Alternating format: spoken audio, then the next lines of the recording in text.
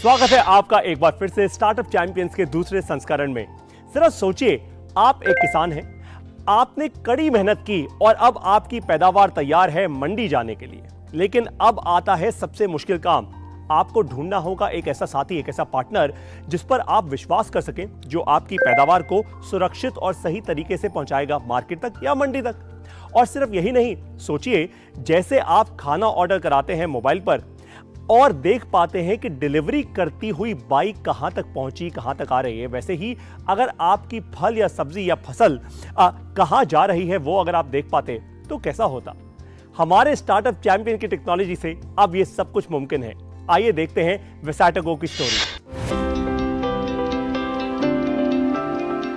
विसाटोगो innovations ये एक agritech startup है जो रूरल मोबिलिटी और सप्लाई चेन मैनेजमेंट डोमेन में काम करता है। हमने 2 प्रोडक्ट बनाए हुए हैं। पहला ग्रामिक एक मोबाइल बेस्ड ऐप है जिसके थ्रू हमारे जो किसान हैं वो अपने आसपास के बाज़ारों का information, real time market information ले सकते हैं और उसी के थ्रू वो डिसीजन ले सकते हैं कि वो कौन से मार्केट में जाना चाहते हैं जिसमें उनको ज़्यादा प्रॉफिट मिलेगा। उसी के बाद हम लोग उनको गाड़ियाँ भी प्रोवाइड करते हैं, एक शेयर्ड व्हीकल सर्विसेज प्रोवाइड करते हैं जिसके थ्रू उनका जो पोस्ट हार्वेस्ट एक्सपेंडिचर होता है वो भी कम हो जाता है। जो सेकंड प्लेटफॉर्म हमने बनाया है उसका नाम है FMS और FPO मैनेजमेंट सिस्टम। जो FMS है ये हाईली कस्टमाइज्ड एक डिजिटल SaaS बेस्ड ऑफरिंग है जो हम लोग ये किसान उत्पादक कंपनियां होती हैं या FPOs होती हैं उनको ऑफर करते हैं, जिसके थ्रू वो अपनी सारी activities from seed to plate manage कर सकते हैं। हमने क्या किया, पहले प्रॉब्लम आइडेंटिफाई किया हमारे स्टेक होल्डर के साथ। प्रॉब्लम आइडेंटिफाई होने के बाद उसका जड़ क्या है वो प्रॉब्लम का, वो फाइंड आउट किया। फाइंड आउट होने के बाद वो प्रॉब्लम को लेके उसके साथ में जो भी यूज़र्स आने वाले हैं तो उनके साथ एक को क्रिएशन वर्कशॉप लिया। उसके बाद जो भी UI उसका ठीक से बना सकते तो उसके हिसाब से हमने हमारा सिस्टम बिल्ड किया। उसको हमने इंडस्ट्री के साथ, फार्मर के साथ हमने उसको डिप्लॉय किया।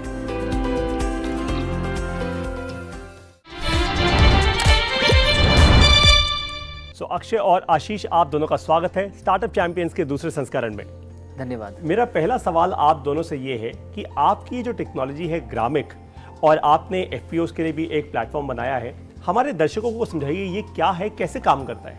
तो हमारे कंपनी के 2 प्रोडक्ट्स हैं। First one is Gramik and second one is FMS। जी। तो ग्रामिक में कैसा होता है कि फार्मर को अभी प्रॉब्लम है कि उनका जो माल होता है वो कैसे बेचे। जी। बेचे तो कहाँ पे बेचे, बेचने के बाद भी आप जो मार्केट में रेट्स है तो रेट कौन से क्या चल रहे, क्या रेट्स है वो पता नहीं होते।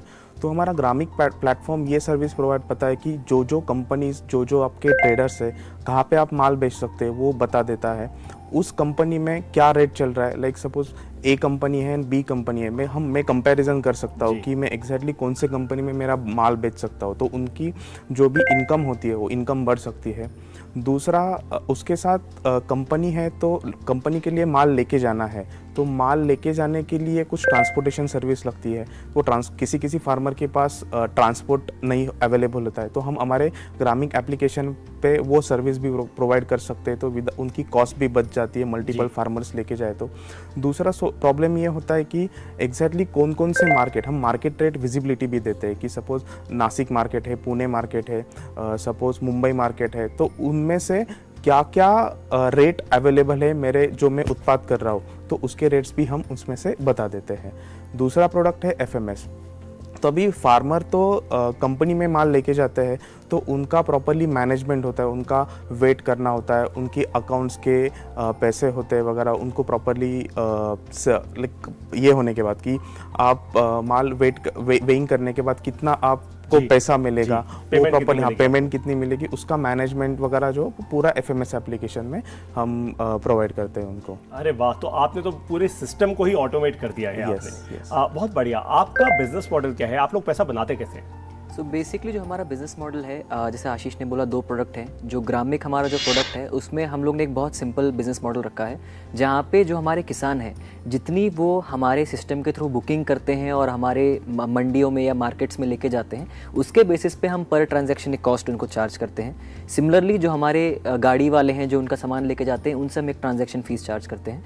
और जो FMS है, जो दूसरा प्रोडक्ट मैंने बताया FPO मैनेजमेंट सिस्टम, उसमें जो जितना टनेज प्रोक्योर करता है जो FPO होता है, फार्मर प्रोड्यूसर ऑर्गेनाइजेशन, जिसको हिंदी में किसान उत्पादक कंपनी बोलते हैं।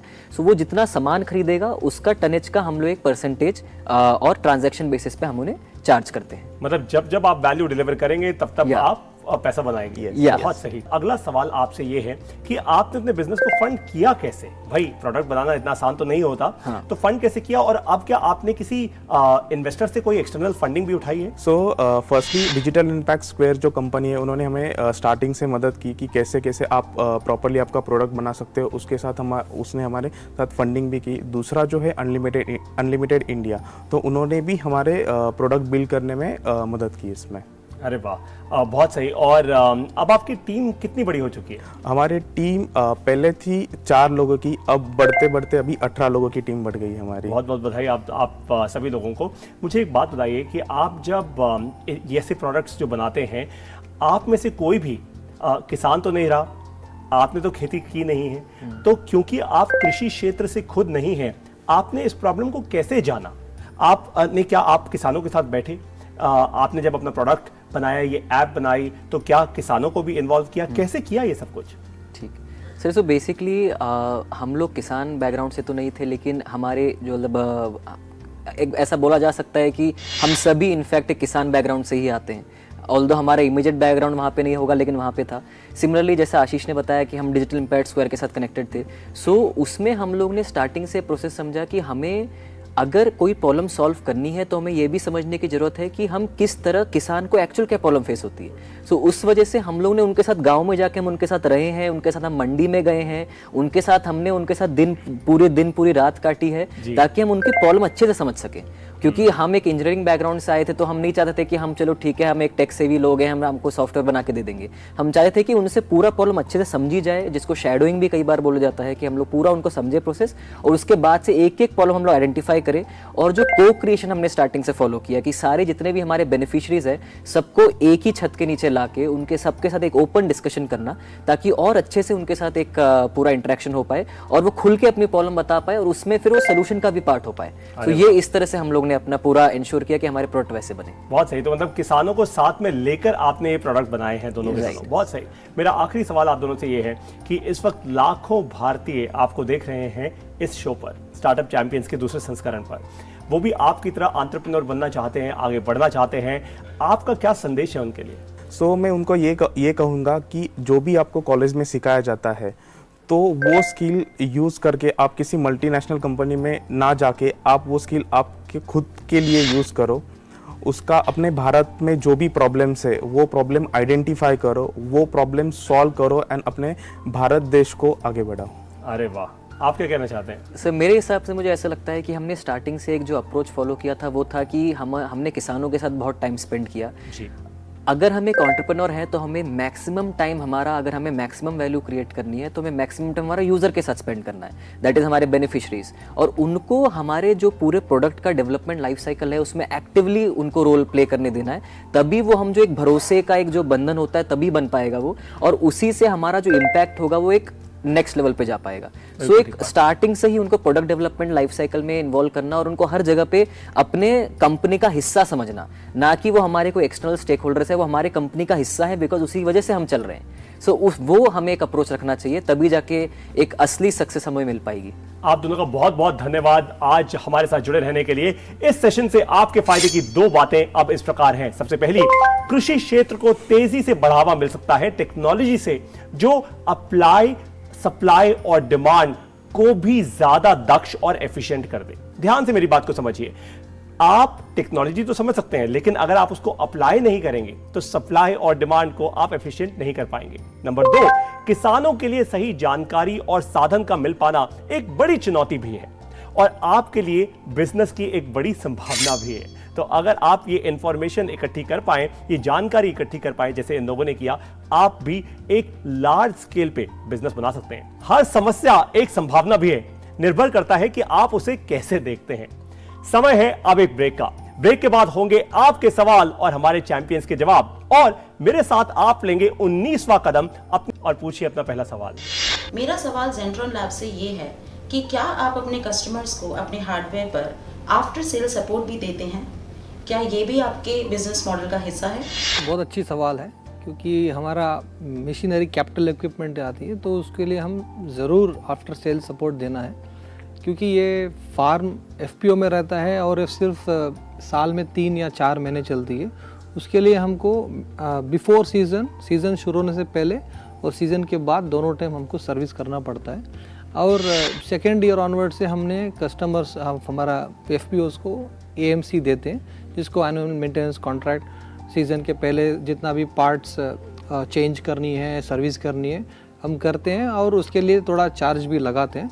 डिपेंडिंग, वो वेरी मिनिमल कॉस्ट रहेगा अगर आप फॉरेन कंपनी से कंपेयर करोगे तो, बट उसको इतना हमें गारंटी देते हैं कि उस सीज़न में उसका डाउन टाइम कम रहेगा, मशीन स्टॉप नहीं होगा। अगर एक दिन भी स्टॉप हो गया तो उसका पूरा ऑलमोस्ट सीजन में जितना प्रॉफिट आएगा वो एक दिन में भी वो नुकसान हो सकती है। जी, मुझे उम्मीद है आपको मिल चुका होगा अपना जवाब। अब लेते हैं अपना दूसरा सवाल। मेरा सवाल वेस्टोगो के लिए है, आपकी टेक्नोलॉजी ने किसानों के लिए क्या फ़ायदा पहुंचाया है? अगर मैं नंबर्स की बात करूं तो काफ़ी ज़्यादा फ़ायदा किसानों को पहुंचा है। जो ग्रामिक प्लेटफॉर्म है हमारा, आज के तारीख में ऑलमोस्ट 3,500 एक्टिव फार्मर्स, उसका किसान वहाँ पे यूज़ करते हैं उस प्लेटफॉर्म को। हमारे प्लेटफॉर्म के थ्रू ऑलमोस्ट हम 1 से 50 से ज़्यादा जो कमोडिटीज़ है उसके हम लोग रेट, मार्केट इन्फॉर्मेशन किसानों को प्रोवाइड करते हैं। आज के तारीख में पिछले 2 से 3 सालों में हमने 3.5 lakh metric ton of produce ये किसानों से लेकर हमारे मार्केट यार्ड्स तक पहुँचाया है। और अगर मैं एवरेज टाइम सेव की बात करूँ, ऑन एन एवरेज 6 घंटे का टाइम प्रतिदिन किसानों का सेव होता है। और अगर इनकम की इंक्रीज़ की बात करूँ तो 7 से 12% इनकम उनकी हमने देखी है कि उनका इंप्रूवमेंट हुआ है इन टर्म्स ऑफ प्रॉफिटेबिलिटी। जो हमारा सेकंड प्लेटफॉर्म है जो एफएमएस या एफपीओ मैनेजमेंट सिस्टम, इसमें हम लोग अगर आप देखेंगे एट इट्स पीक हम लोग 1600 मेट्रिक टन ऑफ प्रोड्यूस दिन में हैंडल करते हैं। आज के तारीख में और हमने ऑलमोस्ट 15,000 किसानों से ज़्यादा हम लोगों ने फार्मर्स का पूरा डेटा डिजिटाइज किया है और ऑलमोस्ट 650 करोड़ इतने का ट्रांजैक्शन हमारे एफपीओस को अनेबल किया है टू यू कैन से पूरा अपना एक प्लेटफॉर्म के थ्रू उन्होंने अनेबल करके दिया है हमने। बहुत बहुत धन्यवाद आप दोनों का आज हमें अपना समय देने के लिए। लर्निंग से ही होती है अर्निंग, आप तो जानते ही हैं। अब हम लेंगे 19वां कदम अपनी स्टार्टअप को बड़ा करने का, यानी how to start a startup का 19वां कदम। जो लोग समस्या ढूंढते हैं, उनका समाधान करते हैं, उन्हें आगे बढ़ाइए, यह है 19वां कदम। इसका सबसे पहला आपको स्टेप देता हूं। आपकी कंपनी अब बड़ी हो रही है, आपकी एक टीम बन चुकी है। अब आपकी टीम चाहती है कि आप उन्हें भी आगे बढ़ाएं। भाई तभी तो इंस्पिरेशन मिलेगी सबको, जब मोटिवेशन मिलेगी। प्रमोशन हो तो आखिर कैसे हो? अब बहुत सारे फाउंडर्स यही गलती कर जाते हैं। कहने को मेहनत तो सभी करते हैं और काम तो सभी अच्छा कर लेते हैं भाई, हर कोई अपने काम को सराहता है। टीम को प्रमोट करने का सबसे अच्छा तरीका है उन लोगों को आगे बढ़ाओ जो सबसे ज्यादा अच्छी समस्याएं ढूंढे और सबसे अच्छे समाधान आपके पास लेकर आए। क्या सीखा आपने आज के एपिसोड से, बताइए आप मुझे। अपनी वीडियोस अपलोड कीजिए सोशल मीडिया पर #StartupChampions2 के साथ। अगले एपिसोड में आप मिलेंगे स्पेस इंडस्ट्री के स्टार्टअप चैंपियन से। स्टार्टअप चैंपियंस के दूसरे संस्करण से सीखकर भारत को आगे बढ़ाने के लिए आपका बहुत बहुत धन्यवाद।